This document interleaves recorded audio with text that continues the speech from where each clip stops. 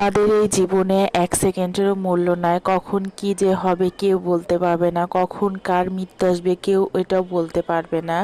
আম, যেভাবে ভূমিকম্প হলো কালকে, অনেক ক্ষয়ক্ষতি হয়ে গেছে, অনেক মানুষ নিহত হয়েছে। আসলে আমরা এই জীবন নিয়ে কতই না অহংকার করি, তাই না? কিন্তু দেখো, এক সেকেন্ডে যদি সেই ভূমিকম্পে সব কিছু শেষ হয়ে যেত, তাহলে আজকে কিয়ামত সৃষ্টি হয়ে যেত।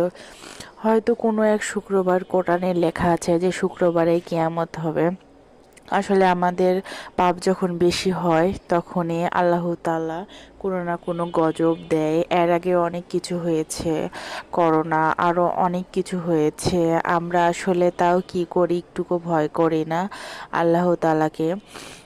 কিন্তু কত কিছু আমরা অহংকার করি, কিন্তু আমাদের এই জীবনের দাম এক সেকেন্ডও না। মানে কালকের কথা ভাবলে অনেক ভয় লাগছে। হে আল্লাহ, তুমি সবাইকে হেফাজত করো, সবাইকে হেদায়েত দিও।